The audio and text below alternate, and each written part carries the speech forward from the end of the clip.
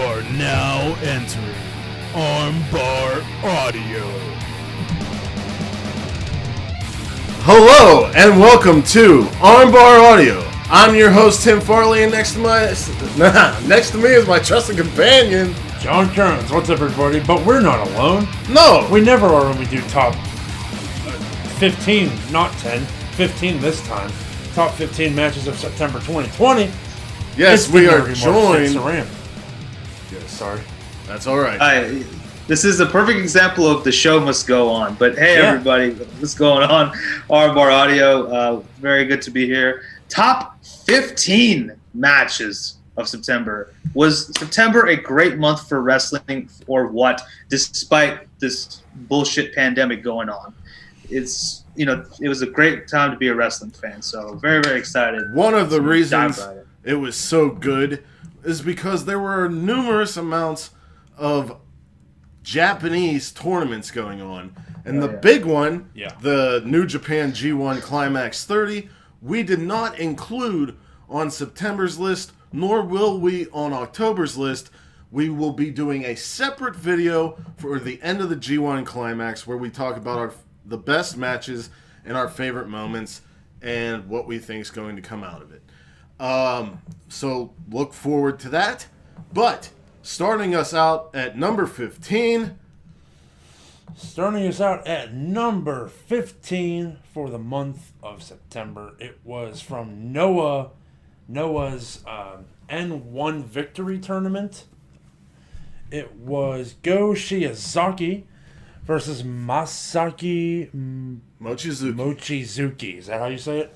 Not sure. I don't want to be... I just go Mochizuki. I don't want to be... We're just Mochi. wrong. You just call him Mochi. Mochi. So, Sid, what did you think about this match, man? Oh, I thought you were gonna ask me what I think about Mochi. But anyway, I thought it was very hard hitting. Delicious. Just hey, it's good stuff. Anyway, it's like ice cream with marshmallow. Anyway, sorry, but Jesus Christ. But I thought I did enjoy this match a lot. Very, very hard hitting stuff, as has been tradition with Japanese puroresu or puroresu, however you say it. I think both of these guys absolutely brought it to the table, and just very fast, the very fast moves as well as hard hitting moves, and that's pretty much it, really. I don't watch a lot of Noah, but this was very, very impressive, and it's a good gateway into other Japanese promotions besides New Japan. Yeah. So the leading into this is Go Shiozaki is the GHC heavyweight champion, and Mochizuki is an old Dragon Gate stalwart, and he got into Noah's tournament for the title. Up until this point, Shiozaki, I believe, hadn't lost in the tournament, but his arm was injured. Mochizuki took advantage of this and hit it as much as possible and did submissions as much as possible, and Shiozaki sold his ass off. Mochizuki gave him a loss as the outsider during the N1 victory with a dragon suplex hold. It was a really good match, and it is not the only N1 Victory 2020 match on this list. Yeah. Little tease for you. Shall we move on? I'd say so. To number 14. Comes to us from ROH's Pure Tournament. Now, So pure. John, I'd like to say, isn't it great that ROH is back? It is very good that ROH is back, and it's great that their production quality has increased as much as it has. Absolutely. It is the best looking and sounding that it's ever been. Yeah. And what a way to bring back ROH by bringing back the Pure title. This has been a great tournament so far. We just got through with round 1 this past Monday.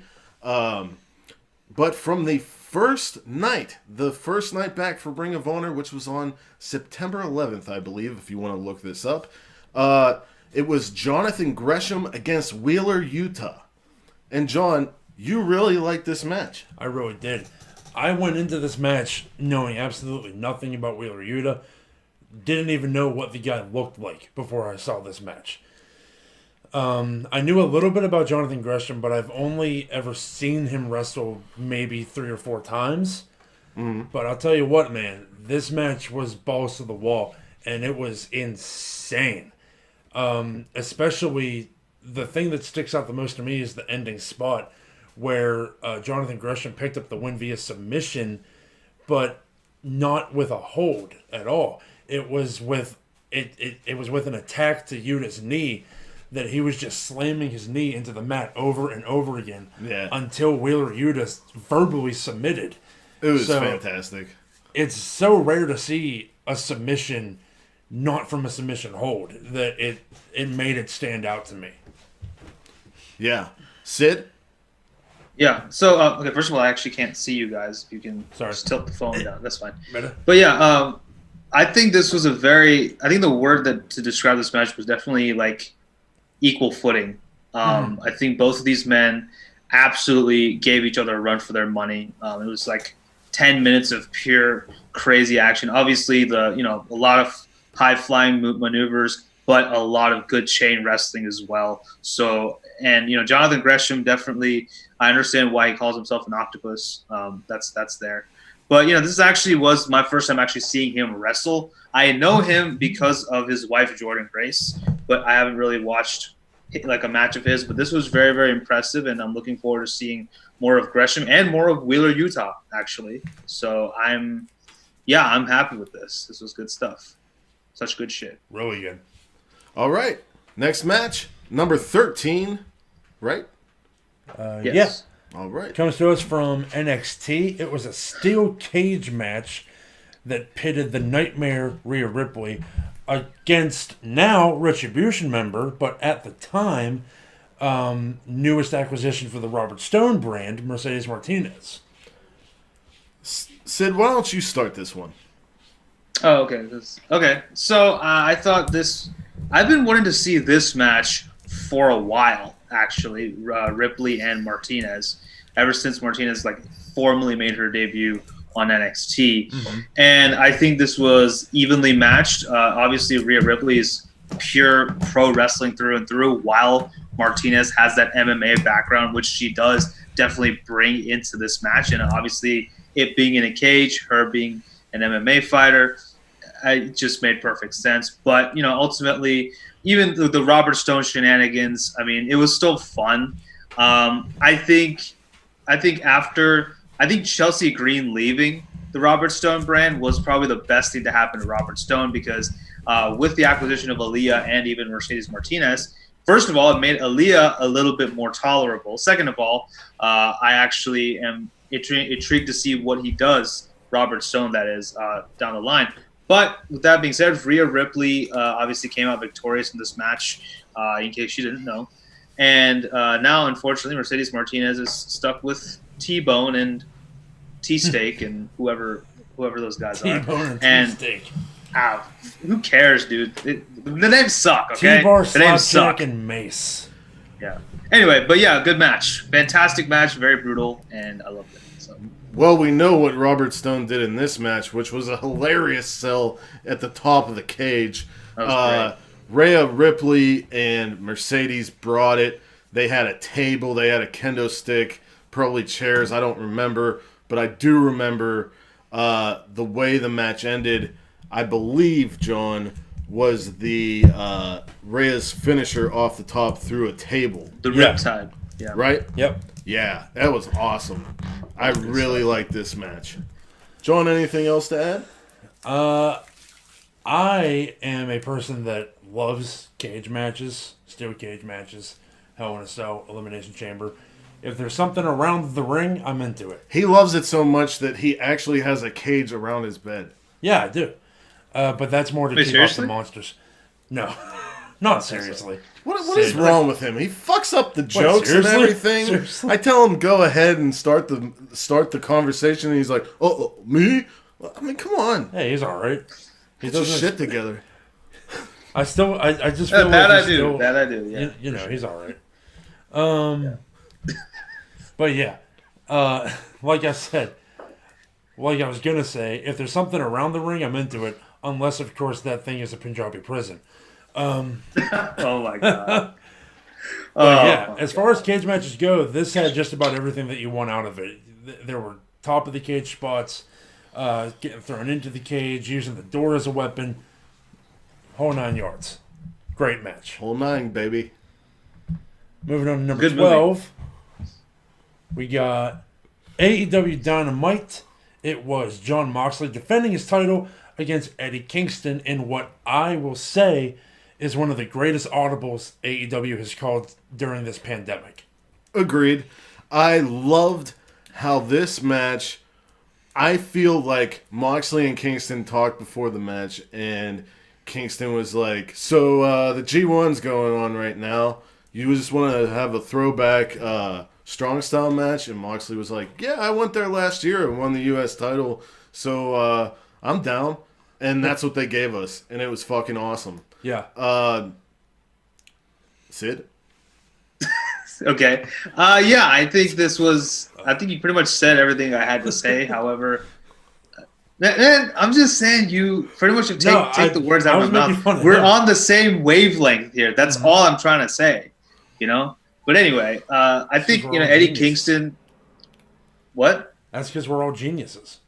That's obviously. Right. Wile E. Coyote. Yeah. Yeah, no, not that. No. But fucking loser. Anyway. All right, sorry. Okay, so this is one of my first, I think AEW, I know, that's not true.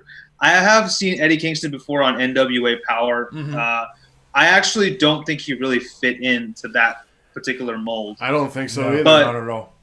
But I think he's found a home here in AEW, and it's just really good to see him potentially flourish. And obviously his segments on BTE, he's cutting promos on chocolate chip cookies and Sour Patch Watermelon. Yeah, really is a testament to it's a joke, but it also shows damn, this guy is a master on the microphone. Eddie Kingston has been nothing but a plus for AEW. Absolutely, and the match itself. Absolutely. I honestly thought I was watching I almost flashed back to Moxley versus Minoru Suzuki because I was just like, dude, this dude is just basically Minoru Suzuki from Brooklyn. So, yeah, right.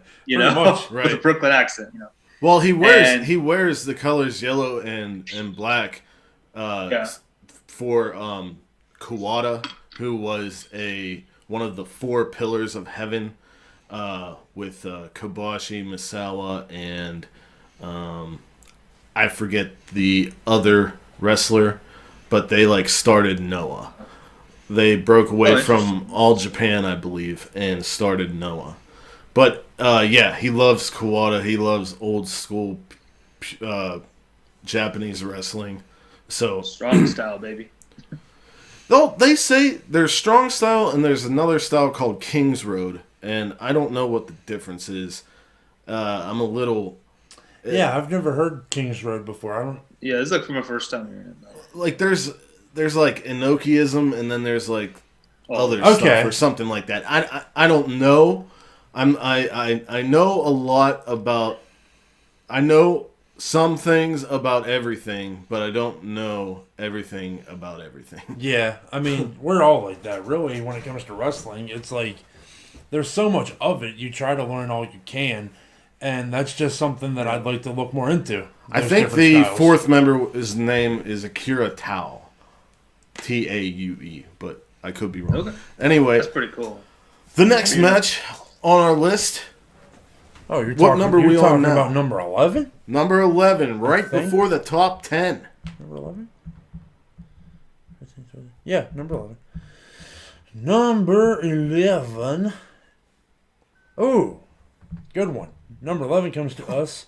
The other ones weren't. No, they are. I'm saying there's a whole new order that I wasn't privy to before.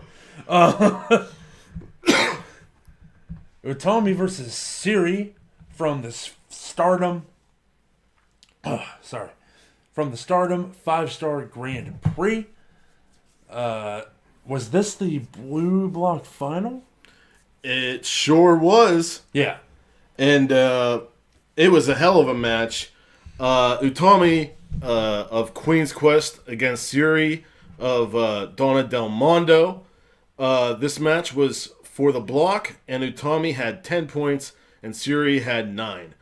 The match had a lot of counters and holds for holds.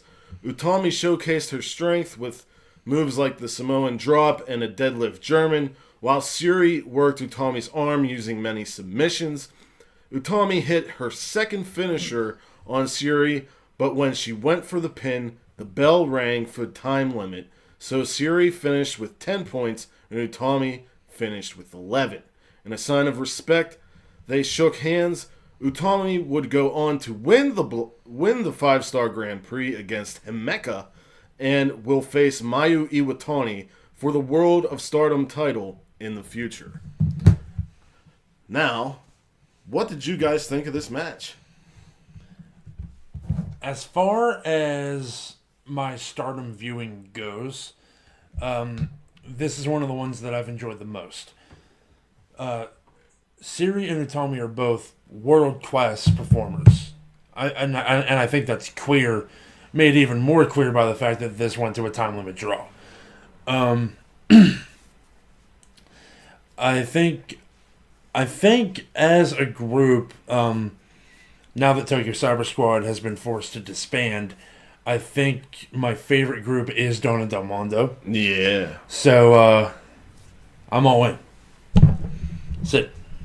Okay. Well, this was actually my first exposure to Stardom. So this is pretty cool. First of all, there's no commentary in case anyone is looking to get into that. I actually think that it actually works in their favor because then you get to hear like the raw emotion coming out of the performers every time. There was a lot of screaming in this match. That's one thing, and a lot of hard hitting stuff. As Japanese wrestling is there. So I thought it was really cool. Even though it ended in a time limit draw, I thought it was a very good match and a good mix of styles and whatnot.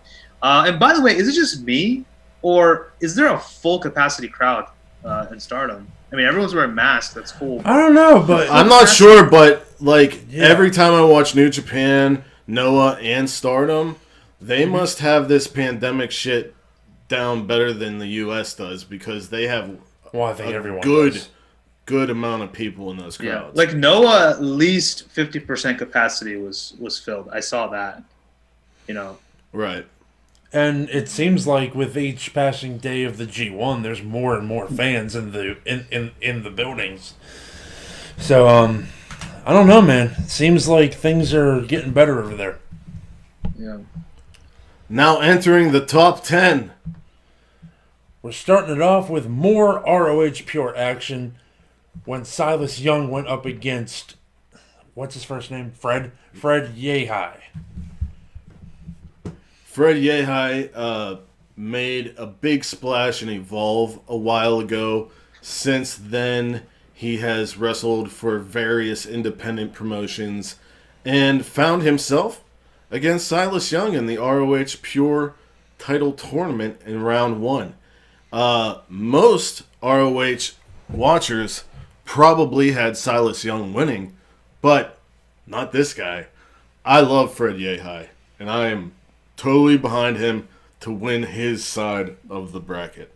Fred Yahai brought it to Silas Young. They had a great technical match back and forth. At one point, Yahai would hold on to one of Silas's hands, twist it and stomp on it. Then he'd go the other one and do the same. I believe the match ended in a roll-up or a pin combination. Mm-hmm. But, boy, was this match really good. And Silas gave Fred the respect he deserved after the match, which I did not expect Silas Young to do. Right. And, Silas Young has always had sort of a just me attitude. So it was nice to see him giving this guy the respect that he deserved. Silas Young is one of the pillars of ROH right now. Hands down. There's no other way to say it. Mm. Him, Jay Lethal, Dalton Castle, Jonathan Gresham. These, I'd say Jonathan Gresham. Okay. You don't have to, but I do. I maybe would go with Kenny King since he's like Kenny King, longer because he's tenure. been there longer. So I'll take out Gresham, put in Kenny King, but that's not to discredit Gresham. Those 4 guys are the pillars of ROH right now. Yeah. Jay Lethal is a guy. I had a conversation with a friend a couple days ago that I said, when you hear Jay Lethal, your first thought is TNA or Impact. But you think about it, he's been in Ring of Honor twice as long as he was in Impact. Yeah, and he started in Ring of Honor before he TNA. started in Ring of Honor before TNA. But And he had that great double title yeah. run with Truth Martini. Definitely. But TNA was his first worldwide exposure. So I was introduced to Jay Lethal through TNA. But we're not talking about Jay Lethal. We're talking about Silas Young and Fred Yahai. Fred Yahai has all the promise in the world to be a top contender in this business. And I think, personally, he already is. He's just an unrecognized talent. So first of all, I just want to say, like, the whole concept of the big man and the Haas has, whether it's Silas Young or even Freddie Yahai or even in WWE go to Keith Lee, it's changed quite a bit. Or even I don't want to say his name anymore, but Dominic Dijakovic, Right. T-Bar, whatever. T-Bar. Like yeah, but all those people, they have pretty much systematically changed the dynamic of the big man. Yeah. Because all these people can go. Like, they're not just hunkering giants who just throw each other outside the ring. I mean, they have agility, they have speed, they can do top rope moves, they can do technical stuff, they can do everything. And this match showed the variety of styles that they can do, and it shows again that size doesn't matter when it comes to wrestling. It doesn't matter how big or small you are, you can do any style that you want. So I think that's what really impressed me most about this match, is the fact that you had 2 big men incorporating several styles that you probably I just think they looked big on the screen because of the great production. Yeah. Yahai is not that big. Silas is, I mean, he's built. Like, he's got a build. He's got a wide frame. Silas is bigger than him. He is. But yeah. I don't even know if they have a big guy in ROH other than those Beer Shane City Taylor. Bruisers. Oh yeah, Shane Taylor Taylor's too. there. I think Silas is about the same size as Kingston. If He you ain't put as them next tall. to each other, I he's don't not think as he's tall, tall. but he's as built up. Silas. I've actually met Silas Young the last time I went to a Ring of Honor show, and I was like, and I thought he was bigger than he was. That's not to discredit him. He's at all. like the size of like a secondary champion, like an IC title holder or something like that.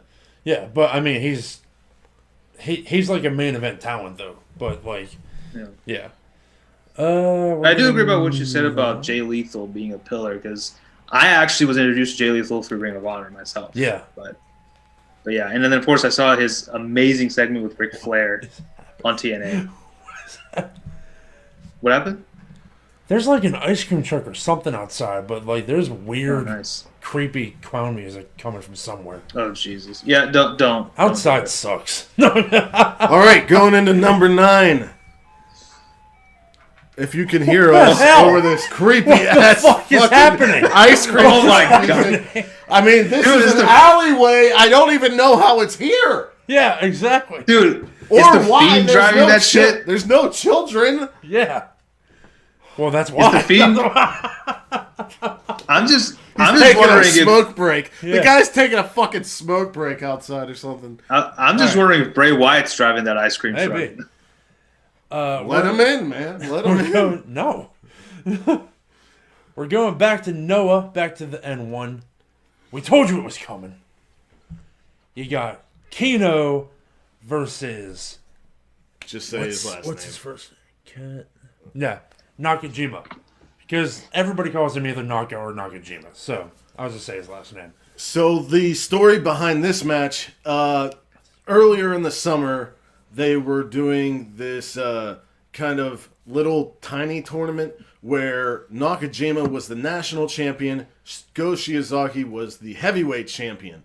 Both would put their titles on the line against their opponents, and then whoever won would put the titles together. Nakajima lost his national championship to Kino.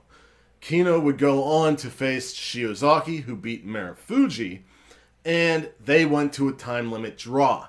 So, Nakajima is looking to get his comeuppance for losing the national title here in this match.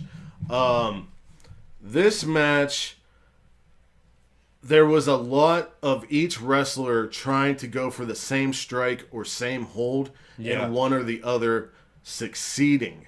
A lot, like Nakajima tried to do a penalty kick many times, couldn't do it, but Kino did. Kino would go for head kicks, or chest kicks, couldn't do it, but Nakajima did. This was really good back and forth. You guys have anything to say? I will say that the more I see from these two people specifically, the more I am enjoying Noah. Kino is fantastic. Nakajima is fantastic. I know Nakajima is your personal favorite in Noah right now. Yep. Mine, as much as I like Nakajima... I love Marufuji. Yeah, Marufuji. But my favorite right now is Kino. He's the one that I recognize first the most. I think the first time I saw him, I called him Fake Okada. Just because I was... That was from All Japan. That was All Kento Japan. Miyahara. But yeah, because I'm a dumb mark, so I just compare everybody to people that I know. Any Japanese male wrestling talent in a long coat is Okada too. Okada. So until I get to know them, that's how I recognize who it is. Right. But yeah, but this match, great stuff. I mean, this is one of those matches that you show people when you say you should get into Noah. Watch this match. Yep. Yeah. What do you think? Although I will say for me, as much as he may look like Okada, for me, when I saw Kino, I thought this was Dante from Devil May Cry. Anyway, but that's what it is. Yeah. Yeah, it's Dante. Yeah, but it's Katsuhiko Nakajima. In case you're wondering, this first name. Katsuhiko. Anyway, I thought this was a very good match too. Again, more hard hitting stuff from Noah, as you should expect, and these two guys have had, just from this one match, both of these guys grew on me, especially Kino. Not just because he looks like Dante, but he's damn good in the ring. And I don't know if it was just me or if the strikes felt a little bit more real in this match than it did in some of the other Noah matches and Stardom matches that we have, and even a couple of the New Japan matches. But I'm when Nakajima chest kicked Kino each time, I was just like, holy shit. Yeah, that was crazy. And holy shit is that's pretty much all I can say to summarize my thoughts on this match. That's it. Nakajima ended up winning, and he won his block. Kaito Kiyomiya beat Shiozaki to win his block. I believe this Sunday they wrestle each other to see who wins, and whoever wins goes and faces Shiozaki for the title. Let's go, Nakajima. Yeah. We're going to move on to AEW's All Out event. We're talking about a little bit of Moxley versus a little bit of MJF. He's better than you, and you know it, but... I didn't know he was this good. I didn't know he was this good, but he wasn't better than Moxley. But he wasn't better than Moxley because Wardlow is awful at everything.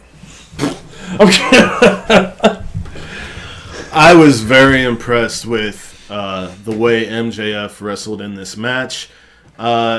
we've seen glimpses of greatness in ring when he wrestles Jungle Boy.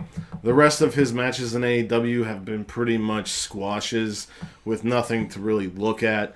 But this match against Moxley was outstanding. Sid? I think people get a lot, just to your point, to add to that, Tim, I think a lot of people get caught up by his, extremely scathing promos. And they just think, oh, he's a fucking douchebag and I hate him and I hope, someone murders him in the ring or whatever. But if you really, like you said, if you look at him like in the ring, like this guy is a technician. Mm-hmm. He is, don't let his smack talk fool you. Like if you're going to get in the ring with him, you better be bringing everything you got. Everything he does just screams old school. Yeah. I mean, we throw this word around a lot, but he's a prodigy. Absolutely, for sure. Definition, I agree with that. He's one of those guys. He's only been wrestling for what, 4 years? I'm not sure. 4 or 5 at this point, because I know when he started, the first time I ever saw him was in MLW, and he said he'd been wrestling for 3. Okay. So by now it's got to be 4 or 5, maybe 5, but. Still, to be as good as he is at this point in his career is unheard of. It's it's like Randy Orton all over again. Like when Randy Orton started, he was already so goddamn good. And like you're getting these guys that are 23, 24 years old and they're wrestling like they've been doing it for 20 years. Right. It's insane to me. But what sets him apart from those other guys is he can cut a fucking promo, and he wrestles with psychology. Yeah. He's not just one of those, hey, look, I can jump from this height and hit this move. Right. He's just a solid fucking package. Mm-hmm. And I mean, he's a douchebag, but that's the thing. Like, he can back it up. Right. But this match, guys, yes, sorry. But this match, guys. This match, guys. It was crazy. So it was MJF trying to not go outside into Moxley's area, but Moxley ended up slingshotting him in MJF into the post and busted his ass open bad. Real bad.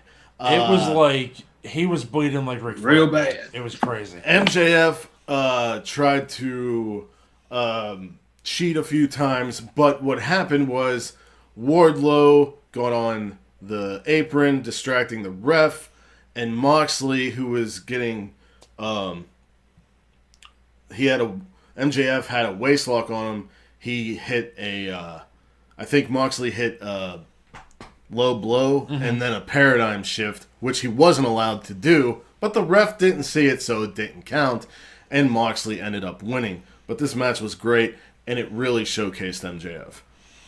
And it has, and it's officially begun, hopefully, the eventual breakup and feud between MJF and Wardlow. Because I think that is that's what's going to propel Wardlow to the next step in his career.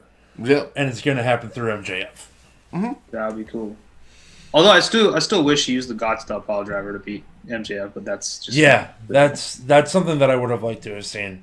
A nice shout out to Suzuki, who was kind of his took him under his wing in Japan a little bit. They found each other as kindred spirits. I'd say. More or less, yeah. I'm still waiting for Shooter to show up, man. Like. Shooter needs to, come on. I need to see Moxley just getting his ass kicked and Shooter runs out and just fucking... What needs to happen is whenever Suzuki is about to announce that he's leaving and giving Suzuki Gun over to Tai Chi, Moxley comes out as Moxley Gun with Darby Allin, Will Hobbs, and Shooter, and they all attack Suzuki Gun. And he says, you're not retiring until I kick your ass one more time. That should happen. Old man. You should say old man. Right. The future is now. Anyway, let's get back to this list. Yeah. We're going to number 7. We should do a fantasy booking episode, by the way. Oh, hell I'm yeah. totally down. Anyways, There's a sorry. WWE main roster match on this list. There's Holy two of them. shit. Actually. Two of them. Holy shit! And they're both from the same event. And Sid, you're starting this one. Oh, holy shit! Because we're talking about the Intercontinental Championship. Sami Zayn defending his title, according to him, against Jeff Hardy defending his title, actually, against AJ Styles. In a ladder match. Yeah, and I think Sami Zayn was the real MVP. I have mentioned before, I'm not like the biggest Sami Zayn fan. I know what's wrong with you. Stop watching wrestling. But I mean, yeah. But this was awesome because, you know, when Sami Zayn turned heel, I kind of got very annoyed by him, and he became very insufferable to me. But this right here, adding a little bit of that craftiness to his character, really did a lot for me. And we'll talk about that in a sec, but all kinds of crazy shit happened. I mean, Jeff Hardy took a crazy bump from a ladder as he is. That's like a thing. I think that's in his contract. Mm-hmm. Every ladder match, you have to almost die. Every match, you have to almost die. Yeah, pretty much. You know, every ladder match, you have to just we need to have every match you have to bring almost you back die. to That's life. what I feel like Kota Ibushi. How about when Jeff Hardy threw he pushed the ladder whenever AJ went to go for a phenomenal forearm on Sami or something like that. That was pretty wild. Pretty crazy. Still, yeah. It seems to me that, at least as far as WWE is concerned, that the Intercontinental Championship and the ladder match go hand in hand. Right. And I couldn't be happier. Much. I couldn't be happier about it. Because every Intercontinental Championship ladder match is fucking great. I'll also say All this. of them. For a long time, I criticized WWE for shitting on their secondary titles. But ever since the pandemic happened and they had the IC title tournament and everything else that came after it was great. The stuff happening with the U.S. title is really intriguing. But anyway, what was so great about Sami Zayn in this match, as Sid was saying, was that he came with 2 pairs of handcuffs. And handcuffs Jeff's earlobe from his gauges to a steel, a ladder, then handcuffed himself to AJ Styles so AJ Styles couldn't go up without Sami. And then when Jeff Hardy comes back in the ring with a ladder attached to him, he unhooks it, and what happened? He had a key. The key was in his mouth. Yeah. Sami Zayn's key. The key was in Sami Zayn's teeth.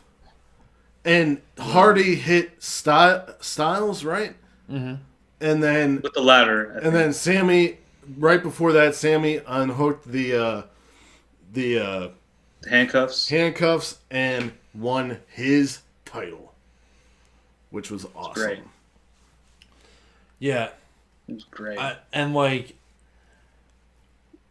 When the moment you think you've seen every possible finish for a ladder match, they do something like this. Right. It's insane. Yeah. It's happened multiple times in the past couple years. Oh, so I literally just realized this. Yeah? But the design for the Intercontinental title looks a lot like the IWGP Heavyweight title. Does it? And a little bit, yeah. Just I guess the color scheme is similar because the black strap and the yellow plates looks very, very similar to the IWGP Heavyweight Championship, which, by the way, is still my favorite belt. Yeah, they're definitely more, way more gold than the regular gold titles. I'd say. All right. It's a nice belt, though. What number are we on? We're on 6. 6. So, right before the top 5, we're going to AEW, and we're going to the parking lot.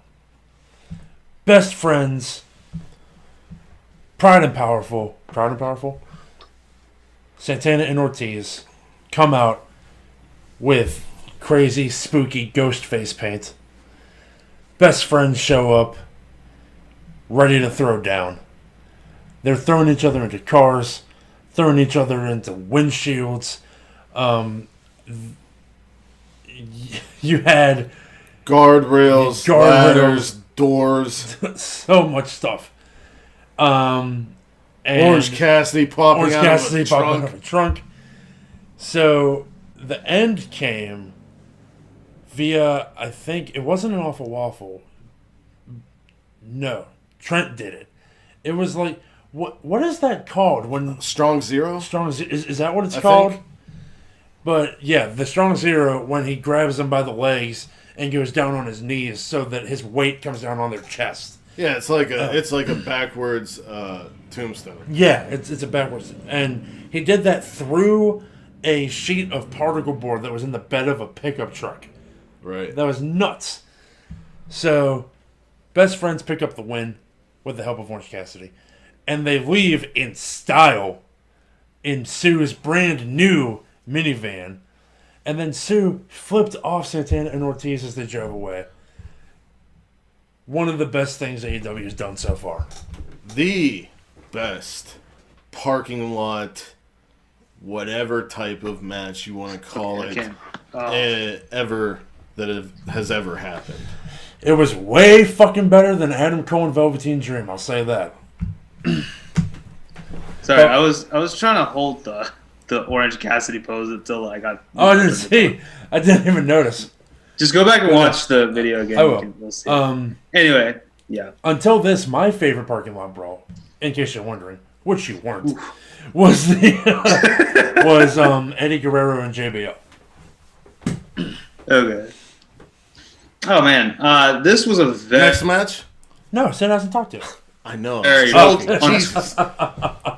What? I was Sid, joking. Give me your thoughts. Yeah. Oh, okay. And this was I tweeted out when I saw the makeup for Santana and Ortiz. I called them Gorillaz of Baracoa because that's what they look like, the God, because they wear the face paint. Yeah, I think you guys pretty much covered it again. Like, you guys were so excited. I was like, what am I supposed to say now? It was, I think, obviously, so this storyline is crazy. Literally, they fucked up Trent and Sue's minivan, and that's why they're pissed. But again, it makes sense for the character of Trent and Chuck. So I think it was a perfect storyline for them. And he loves his mama. Yeah, he loves his mom. Yeah, and unlike Mr. T, he doesn't feel the need to talk about it for 45 minutes. Mr. T, yeah. And also, we don't know how he feels about planes, but whatever. Anyway, I ain't getting on no plane. Mr. T, the A-Team. Anyway. I've never seen. Okay. Yeah, Mr. T's character is afraid of planes. Anyways, so, what else do I have to say, man? Like, shit, this was like despite how comical the best friends are. Right. We should never forget that these two are fantastic athletes. And same thing with Orange Cassidy. Like I'd say especially Trent. Yeah. Especially Trent, yeah. Orange Cassidy, man, I am officially a fan of Orange Cassidy. So here's your gift, Jim Cornette. He's really come into his own.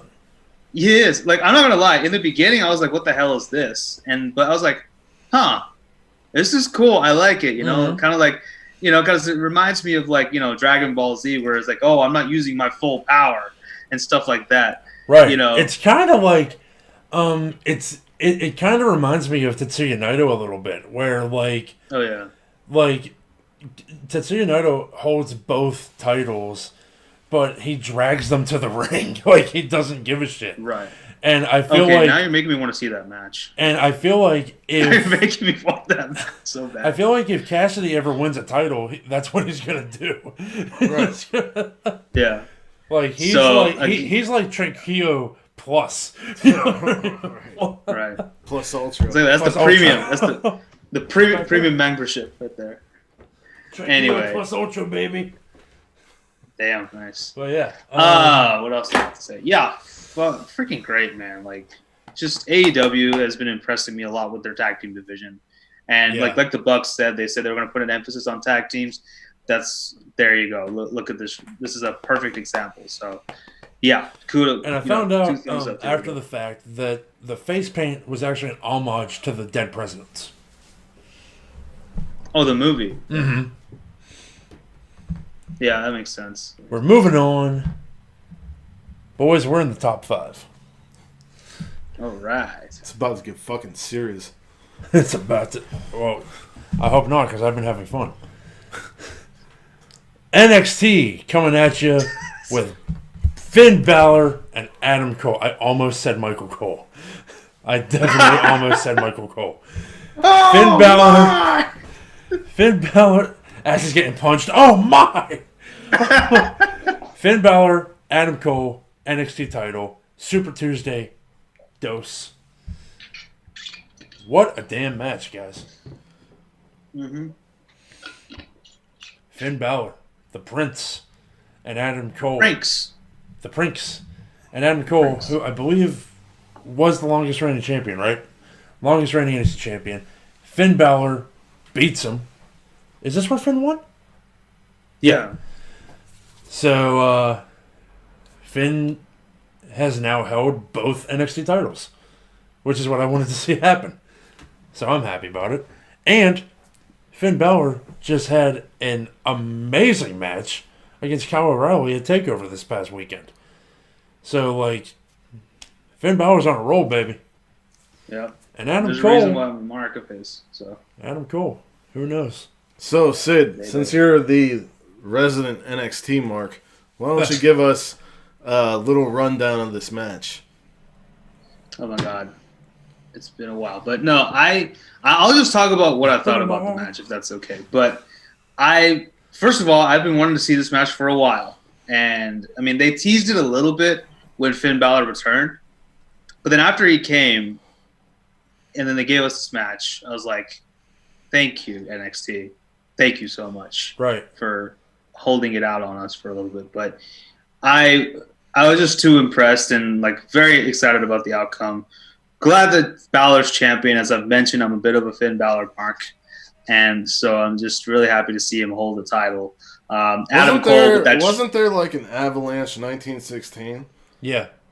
Yeah, that's what he used to beat Adam with.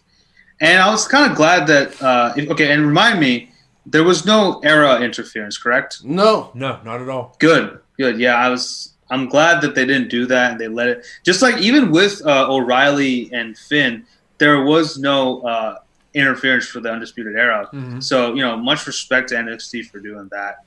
And well, I don't know, why is there it was no just interference.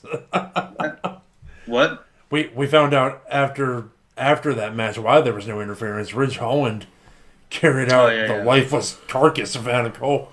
Yeah, that he did. Yeah. So, but yeah, just fantastic match and great result. And Adam Cole showing that the too sweet to Finn Balor, that was good stuff. So that cool was moment. Awesome it moment. was great. And that's why it's funny to me that this match has never happened before, especially with the partnership that New Japan and Ring of Honor used to have. It totally could have happened at any point in the last 10 years and didn't happen until now. It's hilarious. Yep. Are we going to move on now? Yep. Nothing else? Okay. We're going to move on to number 4. We're going back to Stardom. Back to the 5-star Grand Prix. It was Tam Nakano. Is that her name? Tam Nakano versus the leader of Donna Del Mondo, Julia.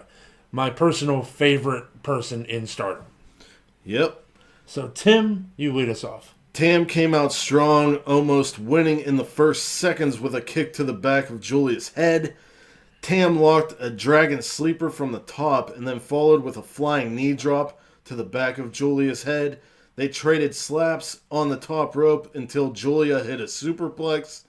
This was an absolute war. And then 2 tiger suplexes in succession for the win. There was no stopping Tam Nakano from beating Julia in this match, which actually led to Julia putting up her Wonder of Stardom title against Tam in a winning effort. Julia retained. Syuri on the same night went up against Mayu for the world title, and Mayu retained. And it's interesting to note that earlier in the tournament, I believe night 1, Julia beat Mayu. So I wonder if down the road they're going to put the titles together before the champion wrestles Utami. But either way, this match was a fucking war, and it would have been in the top 3, but the third match edged it out just a bit. Sid, your thoughts? This was another one of those matches that really shows, again, the strength of women's wrestling, especially in Stardom. Just the greatness of Stardom, to be honest with you. Right. And, both these women, just like you said, absolutely brought it, and they were just brutal. That's literally all I can say is just absolute brutality in this match, and just the desperation that both women had really shone through. And again, with Stardom and the no commentary, I think it really works to their benefit, because we can hear the passion coming from the women, from the competitors, and how bad they want to win this and how desperate they are, when it comes to this online in-ring competition. So yeah, but that's literally all I have to say about that. So John, you can go ahead. Tell you what, man. If I'm being honest, I want nothing more than for young girls, kids, to find Stardom, because this company is so damn good, and it is such a showcase that women can do whatever men can do. And I think it's a very important lesson that this company teaches, or that this company could teach to young girls. So I want parents out there, if you have small girls, children, find Stardom and show this to them. Show them that women can attain this level of fame. And literally, if you look up most, if not most of the female wrestlers who grace your screen on Impact or Ring of Honor or WWE, most of them have had a run in Stardom. Yeah. If you're an indie female wrestler, the two places to wrestle are Stardom in Japan and Shimmer in the US. There's a bunch of others, but those are the top 2. Yeah. Very happy with the 5-star Grand Prix. And that was me and John have watched Stardom here and there throughout the years, but we paid a lot of attention to this tournament, and we are now casual viewers of Stardom. Yeah. So expect to see more of us talk about Stardom matches from Armbar Audio. Moving forward. Number 3. Correct? Yeah. NXT. NXT. Io Shirai versus Shatzi Blackheart. Shatzi Blackheart has been impressing me ever since the day that I saw her, but this was her coming out party. She had Io Shirai's number throughout the entire match. Yeah. Io Shirai and Shatzi Blackheart are NXT's top 2 females. And no one... Ooh, I don't know about that anymore, baby, because my favorite female wrestler just came back. Mine too. Oh, that's true. I wasn't thinking about TakeOver. Because I wasn't thinking about TakeOver. But, so, I'll tell you what. NXT has the top 3 women in WWE's roster. Oh, I would say... I'd say so. Maybe even 5. Maybe top 5, yeah. But up there towards the top are definitely Io Shirai and Shatzi Blackheart. Io Shirai's number 1. Obviously, she holds the title right now. And Shotzi Blackheart is probably my favorite female superstar on NXT right now. Every match she has is fantastic. Since Chris Statlander has been injured, Shotzi Blackheart is my favorite female wrestler on TV. Yeah. And Chris, speedy recovery. We need you back. AEW desperately needs you back. But as far as this match goes, man, they both were playing the hits, as I like to say. Shotzi Blackheart throwing knees left and right. Io Shirai hit, I think, like 3 big moonsaults. But, man, fantastic stuff. Yeah, and Shotzi were doing that like cattle mutilation type submission and all the stuff. Sid? Oh, yeah. So when Shotzi first debuted on NXT, I mean, she had a great showing, eliminating Shayna Baszler from that tournament, that battle royal and everything. Mm-hmm. But somewhere I felt like she had lost her way, and they just handed her a bunch of losses, and I got very concerned. But as time went on, as she came out with the tank and ran over Robert Stone millions of times, and it was funny every damn time. And now this match, I'm not so worried about Shotzi anymore. Right. She may have lost the match, but it definitely showed that she is in title contention sometime soon, and that she is, like, they are definitely prepping her to win the title at some point. And I couldn't be more happier. I mean, she is hosting Halloween Havoc as well. So, I mean, it just shows that NXT is hot on Shotzi. So I just can't wait to see what she does. Yeah, I'm right there with you, man. I cannot wait to see where Shotzi goes. We're going to move on to number 2.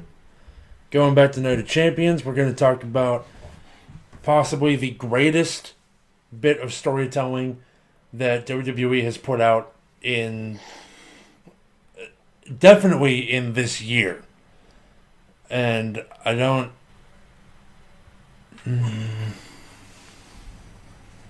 I'm thinking back. Yeah, possibly at least the past couple years. Some of the best storytelling that they've done in a very long time. Roman Reigns, the Tribal Chief, versus his cousin, Jay Uso. And can we say mauling? Is that what this was? At the end. Massacre? At the end. See, everyone's saying that. And there were definite points where Jay had the upper hand. Yeah. But yes, by the end, it was an absolute mauling and mugging of Jay Uso. I really liked Roman coming out shirtless. Wow, WWE finally figured that out. That if you have a guy that looks like that, you don't put a damn shirt on him. Right. That has so the body of a Greek god and a badass tattoo. And then he hit a running leg lariat, which was way out of his comfort zone. It was awesome. He wouldn't stop beating Jay Uso because Jay would not say that he was the tribal chief and head of the table. Right. So Jimmy ended up coming out, trying to talk sense into his brother. His brother still wouldn't give up. And then he ended up throwing in the towel for him.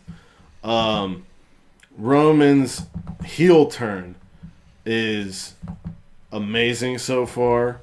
The tribal chief thing is amazing. Him with Paul Heyman, great. Sid, go ahead. You were about to say something. I was just saying. No, it's fine. I was just saying the only reason they had kept the shirt on him was apparently he had a hernia scar, and that's why. Oh. Apparently, I don't know. But I guess it's gone now, and now we can show off his muscles and and my Twitter was muscles, flooded with big muscles. Big muscle. And first of all, I have to say that my Twitter was just Thirst Trap City for a while when Roman took his shirt off. It's true. But Well, see, which is- I see it it's as fine. a shedding of the Shield gimmick that Oh, they yeah, tried to absolutely. keep on him for so long. Apparently, Yeah, well, Roman also said that they are going to change his music. Yeah, which is fine because like even when Seth Rollins turned heel and he became the Monday Night Messiah, they kept the burn it down thing for a little bit, and then eventually, after It takes excuse me, time. after It takes time yeah. to find something that these guys like, because Yeah, if the superstar doesn't like the theme, no one else They're gonna will either. You know what I mean? yeah, And I feel That's like Roman, in this current character, Roman should have some badass like tribal music mixed with some like metal elements. I think Or that's hip-hop. where we should go. Like maybe with a jungle drum intro. It should be like Sepultura or Soulfly. Yeah, but like a jungle drum intro and then into a badass riff. Just something awesome. that would be cool. That's what yeah. you should have. Oh man, but I was almost brought to tears with this match because, Yeah. like you said, the storytelling was impeccable. Especially And- where Jimmy and Jay were concerned. Oh Especially yeah, that oh, yeah. that stuff at the end. I was just like, damn, But now, Like I mean, that, I I'm throwing think this in. It was forget this fool. Yeah. He's not worth it. I was like, And I was like, and shit. Jay told him not to do it and all that stuff.